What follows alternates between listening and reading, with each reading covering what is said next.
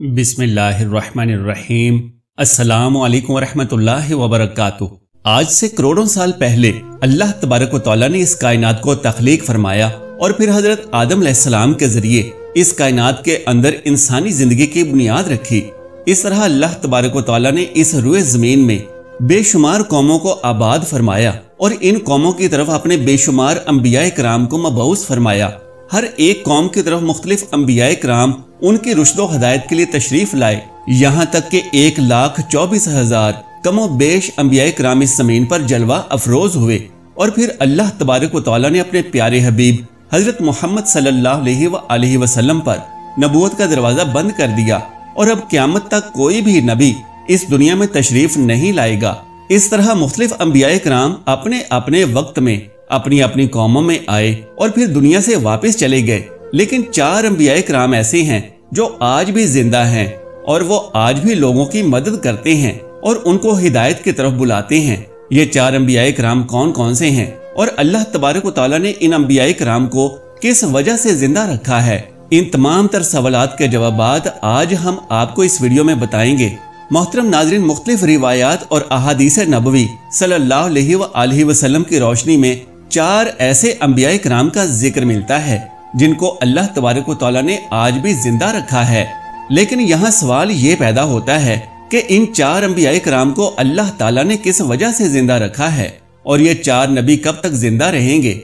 वो पहले नबी जिनको अल्लाह तबारक व तआला ने मौत नहीं दी और जिनके हमेशा जिंदा रहने का जिक्र खुद कुरान पाक में मिलता है, वो हजरत ईसा अलैहिस्सलाम है।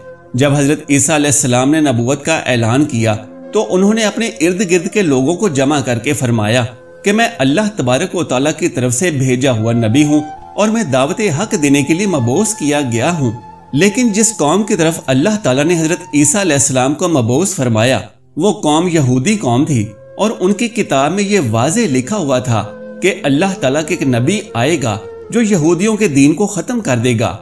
इसी डर की वजह से यहूदियों ने हजरत ईसा अलैहिस्सलाम को कत्ल करने का मंसूबा बनाया कि अगर हजरत ईसा अलैहिस्सलाम जिंदा रहे तो हमारे दीन को खत्म कर देंगे। चुनांचे हजरत ईसा अलैहिस्सलाम अल्लाह ताला के हुक्म के मुताबिक इन यहूदियों को हक की तरफ बुलाते रहे और दावत हक देते रहे। लेकिन वो बदबख्त कौम आप पर ईमान ना लाई और आपको झुटलाती रही और आप पर तानो तशनी करती रही। जब हजरत ईसा अलैहिस्सलाम को यकीन हो गया कि अब ये लोग मेरी किसी बात का यकीन नहीं करेंगे और इसी तरह जहालत पर डटे रहेंगे, एक दिन आपने सब यहूदियों को इकट्ठा किया और उनसे कहा कि आप में से वो कौन है जो अल्लाह तबारक व तआला पर ईमान लाता है। तो उनमें से 12 या 18 लोग ऐसे थे कि जिन्होंने इस बात का इकरार किया कि हम अल्लाह ताला की वहदानियत पर ईमान लाते हैं और कहा कि हम मुसलमान हुए और यकीन करते हैं कि आप हमारी बख्शिश का जरिया बनेंगे। उन खुशनसीब लोगों के अलावा बाकी तमाम लोगों ने इस्लाम कबूल न किया और हजरत ईसा अलैहिस्सलाम को उसी तरह झुटलाते रहे और अपने साबिका दीन यानी यहूदियत पर कायम रहे। चुनांचे जब ये चंद लोग हजरत ईसा अलैहिस्सलाम पर ईमान ले आए तो यहूदियों ने देखा कि अगर इसी तरह लोग हजरत ईसा अलैहिस्सलाम पर ईमान लाते रहे तो हमारा दीन तो खत्म हो जाएगा। क्यों ना हो कि हजरत ईसा अलैहिस्सलाम को दावत हक देने से रोका जाए या मुआज़ल्लाह उनको कत्ल ही कर दिया जाए। इस तरह तमाम यहूदियों की मुशावरत के बाद हजरत ईसा अलैहिस्सलाम को कत्ल करने का मंसूबा बना लिया गया। चुनांचे यहूदियों ने एक तुतियानोज नामी शख्स को मुकर्रर किया कि वो हजरत ईसा अलैहिस्सलाम को कत्ल कर दे। उधर जब तुतियानोज हजरत ईसा अलैहिस्सलाम के पास उनको कत्ल करने के इरादे से जा रहा था तो उधर अल्लाह तबारक व तआला ने एक फरिश्ते को हुक्म दिया कि जाओ और हजरत ईसा अलैहिस्सलाम को आसमान की तरफ उठा लाओ। वो फरिश्ता अल्लाह ताला के हुक्म की तामील करते हुए हजरत ईसा अलैहिस्सलाम की तरफ गया और हजरत ईसा अलैहिस्सलाम को अपने साथ आसमानों की तरफ ले आया। जब आप आसमानों पर पहुंचे तो आपकी मुलाकात आपकी वालिदा यानी हजरत मरियम रजी अल्लाह ताला अन्हा से हुई। उस वक्त आपकी वालिदा ने आपको गले लगाकर प्यार किया तो आपने अपनी वालिदा से फरमाया कि ए अम्मा जान, अब हमारी मुलाकात रोजे क़यामत ही होगी। इस तरह जब हजरत ईसा अलैहिस्सलाम आसमान की तरफ उठाए गए तो उस वक्त उनकी उम्र मुबारक 35 साल थी। हजरत जिब्राइल अलैहिस्सलाम आपको बदली के जरिए आसमानों पर ले गए थे और उधर यहूदी बाहर खड़े होकर उस शख्स का इंतजार कर रहे थे जिस शख्स को उन्होंने हजरत ईसा अलैहिस्सलाम को कत्ल करने के लिए भेजा था کہ نہ جانے کب توتیا نوز حضرت عیسیٰ علیہ السلام کو معاذاللہ قتل کر کے آئے گا۔ اس طرح جب کافی دیر گزر گئی لیکن وہ شخص واپس نہ آیا تو اس وقت تمام یہودی حضرت عیسیٰ علیہ السلام کے گھر کی طرف گئے، آخر دیکھیں کہ ماجرا کیا ہے۔ تو انہوں نے وہاں ایک شخص کو پایا جس کا چہرہ حضرت عیسیٰ علیہ السلام کے جیسا تھا۔ انہوں نے اس کو قتل کر دیا اور قتل کرنے کے بعد انہوں نے دیکھا کہ یہ چہرہ تو حضرت عیسیٰ علیہ السلام کے جیسا ہے، پر یہ تو ہمارا بھیجا ہوا وہ شخص ہے، یعنی توتیا نوز ہے، جس کو ہم نے حضرت عیسیٰ علیہ السلام کو قتل کرنے کے لیے بھیجا تھا۔ یہ ماجرا دیکھ کر تمام یہودی پریشان ہو گئے اور دو گروہوں کے اندر تقسیم ہو گئے اور تمام یہودی آپس میں ہی لڑنے اور جھگڑنے لگے۔ اس لڑائی کے اندر بہت سے یہودیوں کا قتل عام ہوا، جس طرح کہ اللہ تبارک و تعالی سورہ نساء کے اندر فرماتا ہے، اور ان کے اس کہنے کی وجہ سے کہ ہم نے اللہ تعالیٰ کے رسول حضرت عیسیٰ علیہ السلام کو قتل کر ڈالا، حالانکہ انہوں نے ان کو قتل نہ کیا اور نہ ہی انہیں سولی چڑھایا، مگر ان کے لیے کسی کو حضرت عیسیٰ علیہ السلام کا ہم شکل بنا دیا گیا، اور بے شک جو لوگ ان کے بارے میں اختلاف کر رہے ہیں وہ شک میں پڑے ہوئے ہیں اور ان کے پاس کچھ بھی علم نہیں، مگر یہ لوگ گمان کی پیروی کر رہے ہیں۔ بلکہ اللہ تعالیٰ نے حضرت عیسیٰ علیہ السلام کو آسمانوں کی طرف اٹھا لیا تھا اور یقیناً وہ قتل نہیں کیے گئے، اور اللہ تعالیٰ غالب حکمت والا ہے۔ حدیث نبوی صلی اللہ علیہ وآلہ وسلم ہے کہ نبی کریم صلی اللہ علیہ وآلہ وسلم نے ارشاد فرمایا کہ حضرت عیسیٰ علیہ السلام قیامت سے پہلے زمین پر تشریف لائیں گے اور سنت نبوی کے مطابق زندگی گزاریں گے۔ حضرت عیسیٰ علیہ السلام اس صلیب کو توڑیں گے اور دجال کا جڑ سے خاتمہ کریں گے، اور حضرت عیسیٰ علیہ السلام تقریباً 7 برس اس دنیا میں زندگی گزاریں گے اور اللہ تعالیٰ کے دین کو عام کریں گے۔ آپ کو مدینہ کی سرزمین میں گنبد خضرا میں دفن کیا جائے گا، اور جو لوگ یہ عقیدہ رکھتے ہیں کہ حضرت عیسیٰ علیہ السلام معاذ اللہ قتل ہو گئے یا سولی پر لٹکائے گئے، وہ دائرہ اسلام سے خارج ہیں اور وہ کفر کر رہے ہیں۔ محترم ناظرین، اب بات کرتے ہیں دوسرے نبی کی جن کو اللہ تبارک و تعالیٰ نے زندگی عطا فرمائی ہوئی ہے، وہ حضرت خضر علیہ السلام ہیں۔ حضرت خضر علیہ السلام ظاہری طور پر اس وقت اس دنیا میں تشریف لائیں گے جب دجال اس دنیا کے اندر ظاہر ہو چکا ہوگا اور اس دنیا کے اندر اپنا فتنہ و فساد پھیلا رہا ہوگا، اور دجال لوگوں کو اللہ تعالیٰ کے دین سے دور کرے گا۔ اس وقت حضرت خضر علیہ السلام لوگوں کو اللہ تعالیٰ کے دین کا حکم دیں گے اور ان کو اللہ تعالیٰ کی وحدانیت کی طرف بلائیں گے۔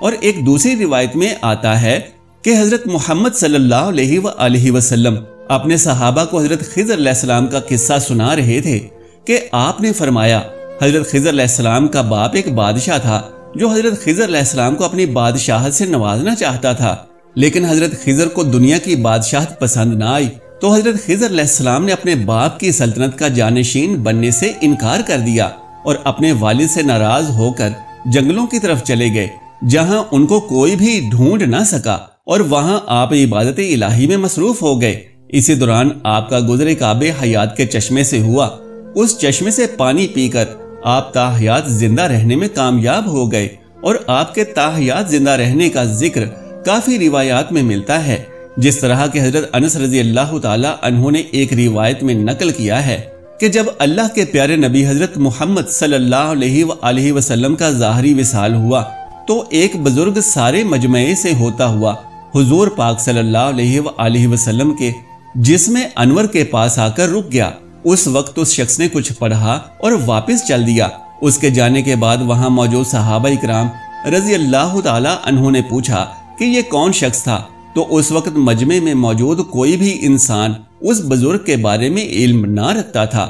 تو اس وقت حضرت علی رضی اللہ تعالی عنہ بولے کہ اس شخص کو میں جانتا ہوں، یہ حضرت خضر علیہ السلام ہیں۔ حضرت خضر علیہ السلام اللہ تعالیٰ کے حکم سے مصیبت زدہ لوگوں کی رہنمائی کرتے ہیں، اور حضرت خضر علیہ السلام لوگوں کی اصلاح کر کے ان کو اللہ تعالیٰ کے حکم کے مطابق زندگی بسر کرنے کا حکم دیتے ہیں، اور حضرت خضر علیہ السلام بہت ہی نیک اور خدا ترس انسان ہیں۔ بعض روایات کے اندر حضرت خضر علیہ السلام کا ذکر حضرت ذوالقرنین علیہ السلام کے ساتھ بھی ملتا ہے کہ حضرت خضر علیہ السلام حضرت ذوالقرنین کے ساتھ کسی سفر پر گئے اور وہاں پر آپ نے آب حیات پیا، جس کی وجہ سے آپ کو تاحیات زندہ رہنے کا موقع ملا۔ محترم ناظرین، حضرت عیسیٰ علیہ السلام اور حضرت خضر علیہ السلام کے بعد تیسرے زندہ نبی جن کا ذکر ملتا ہے وہ حضرت الیاس علیہ السلام ہیں۔ آپ کا ذکر قرآن پاک میں 2 جگہوں پر موجود ہے، جس طرح کے تفاسیر میں بیان کیا گیا ہے کہ حضرت الیاس علیہ السلام کو ایک نورانی گھوڑے پر بٹھا کر آسمانوں کی طرف لے جایا گیا، جس طرح کہ حضرت انس رضی اللہ تعالی عنہ سے روایت ہے۔ وہ فرماتے ہیں کہ میرا اور حضرت محمد صلی اللہ علیہ وآلہ وسلم کا گزر ایک پہاڑی سے ہوا۔ وہاں سے گزرتے ہوئے ہمیں ایک آواز سنائی دی کہ اللہ تعالیٰ مجھے بھی حضرت محمد صلی اللہ علیہ وآلہ وسلم کا امتی بنا دے۔ یہ آواز سنتے ہی اللہ تعالیٰ کے نبی نے مجھے حکم دیا کہ انس رضی اللہ تعالی عنہ اس آواز کا پتہ لگاؤ، یہ کون ہے؟ حضرت انس رضی اللہ تعالی عنہ بیان فرماتے ہیں کہ جب میں اس پہاڑی کے اندر گیا تو میں نے دیکھا کہ ایک سفید پوش بزرگ اللہ تعالیٰ کی عبادت میں مشغول تھا۔ جب اس نے مجھے دیکھا اور کہا کہ اے بندے، تو محمد مصطفیٰ صلی اللہ علیہ وآلہ وسلم کا صحابی ہے، تو اس وقت حضرت انس رضی اللہ تعالی عنہ نے جواب دیا، جی ہاں۔ اس بندے نے کہا کہ میرا سلام حضرت محمد صلی اللہ علیہ وآلہ وسلم کو پہنچا دو، اور محمد صلی اللہ علیہ وآلہ وسلم کی بارگاہ میں عرض کرنا کہ حضرت الیاس علیہ السلام آپ سے ملنا چاہتے ہیں۔ میں نے واپس آ کر حضرت الیاس علیہ السلام کا پیغام حضور پاک صلی اللہ علیہ وآلہ وسلم کی خدمت میں پیش کیا، تو حضور پاک صلی اللہ علیہ وآلہ وسلم میرے ساتھ وہاں چلے گئے۔ جب ہم لوگ حضرت الیاس علیہ السلام کے پاس پہنچے تو میں پیچھے کھڑا ہو گیا، تو حضور پاک صلی اللہ علیہ وآلہ وسلم اور حضرت الیاس علیہ السلام کافی دیر تک آپس میں بات کرتے رہے۔ اللہ تعالیٰ کی طرف سے ان پر آسمان سے کھانا نازل ہوا، تو حضرت محمد صلی اللہ علیہ وآلہ وسلم نے مجھے بھی پاس بلا لیا اور ہم تینوں نے مل کر کھانا کھایا۔ جب کھانا ختم ہوا تو میں نے دیکھا کہ آسمان سے ایک سفید پرندہ آ رہا ہے۔ وہ پرندہ حضرت الیاس علیہ السلام کے پاس آیا۔ حضرت الیاس علیہ السلام اس پرندے پر سوار ہو کر آسمان کی طرف چلے گئے۔ بعض علماء کرام نے لکھا ہے کہ حضرت الیاس علیہ السلام اور حضرت خضر علیہ السلام ہر رمضان شریف میں بیت المقدس میں تشریف لاتے اور وہاں پر روزے رکھتے ہیں اور حج کے موقع پر حج ادا کرتے ہیں۔ یہ دونوں نبی مختلف مقامات پر مصیبت یافتہ لوگوں کی مدد کرتے ہیں۔ ناظرین کرام، اب بات کرتے ہیں چوتھے زندہ نبی کی جو آج بھی زندہ ہیں۔ وہ حضرت ادریس علیہ السلام ہیں، جن کے زندہ ہونے کی بھی روایات ملتی ہیں۔ جس طرح کے سورہ الشمس میں اللہ تعالیٰ فرماتے ہیں کہ وہ ایک نیک اور پرہیزگار انسان اور نبی تھے کہ اللہ تعالیٰ نے حضرت ادریس علیہ السلام کو جنت سے اٹھا لیا تھا۔ شب معراج کی رات چوتھے آسمان پر حضرت محمد صلی اللہ علیہ وآلہ وسلم اور حضرت ادریس علیہ السلام کی ملاقات ہوئی تھی۔ حضرت ادریس علیہ السلام کا چھٹے آسمان پر ہونے کا بھی ذکر ملتا ہے۔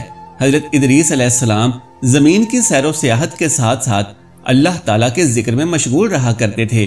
حضرت ابن عباس رضی اللہ تعالی عنہ فرماتے ہیں کہ حضرت ادریس علیہ السلام ایک درزی کا کام کیا کرتے تھے۔ آپ کپڑوں کی سلائی کرتے جاتے اور اللہ تعالیٰ کا ذکر بلند کرتے جاتے۔ جب شام ہوتے تو آپ کی نیکیاں بے تحاشا ہو جاتی۔ زمین پر رہنے والے انسانوں میں سب سے زیادہ نیکیاں حضرت ادریس علیہ السلام کی ہوتی اور آپ کی نیکیاں اللہ تعالیٰ کے ہاں شمار ہو جاتی۔ حضرت ادریس علیہ السلام کو زندہ آسمانوں کی طرف اٹھا لیا گیا تھا۔ ایک دفعہ ملک الموت علیہ السلام حضرت ادریس علیہ السلام کی خدمت میں حاضر ہوئے تو حضرت ادریس علیہ السلام نے ان سے کہا کہ مجھے موت کا ذائقہ چکھنا ہے۔ چنانچہ آپ کے کہنے پر ملک الموت نے آپ کی جان نکال لی اور پھر اللہ تعالیٰ کے حکم سے آپ کو واپس زندہ کر دیا۔ آپ نے فرشتے سے درخواست کی کہ میں دوزخ کو دیکھنا چاہتا ہوں۔ پھر آپ کو دوزخ میں لے جایا گیا اور وہاں کی سیر کرائی گئی۔ پھر آپ نے جنت کی سیر کرنے کا ارادہ کیا تو آپ کو جنت کی سیر کرائی گئی اور آپ کو جنت میں داخل کر دیا گیا۔ جنت کو دیکھنے کے بعد حضرت ادریس علیہ السلام نے یہ فیصلہ کیا کہ اب میں یہیں پر رہنا پسند کروں گا۔ چنانچہ فرشتے نے آپ کو کہا کہ آپ اپنے مقام کی طرف واپس چلے جائیں۔ اسی وقت اللہ تعالیٰ کی طرف سے اس فرشتے کو حکم ملا کہ حضرت ادریس علیہ السلام کو یہیں پر رہنے دیا جائے۔ اس طرح جب حضرت ادریس علیہ السلام نے موت کا مزہ چکھا تو اللہ تعالیٰ کا وہ حکم بھی پورا ہو گیا، کل نفس ذائقۃ الموت، کہ ہر جان نے موت کا ذائقہ چکھنا ہے۔ چنانچہ حضرت ادریس علیہ السلام کی روح جب قبض کر لی گئی تو اللہ تعالیٰ کے اس حکم کی تکمیل ہو گئی اور پھر دوبارہ زندہ ہو کر آپ جنت میں داخل ہو گئے اور حضرت ادریس علیہ السلام نے جنت میں ہی ٹھہرنے کا ارادہ کیا تو اللہ تبارک و تعالیٰ نے آپ کی اس خواہش کو پورا کر دیا۔ اللہ تبارک و تعالیٰ سے دعا ہے کہ نیکی کی بات کو سننے اور سمجھنے کی طاقت و توفیق مرحمت فرمائے، میرا سنانا اور آپ کا سننا قبول فرمائے، آمین یا رب العالمین۔ محترم ناظرین، درخواست ہے کہ اگر میری آج کی یہ معلوماتی ویڈیو آپ کو پسند آ جائے تو براہ کرم اس ویڈیو کو لائک اور شیئر کر دیجئے اور میرے اسلامی و اصلاحی چینل کو سبسکرائب کر لیجئے۔ جزاک اللہ خیرن کثیرا۔ اللہ ہم سب کا حامی و ناصر ہو۔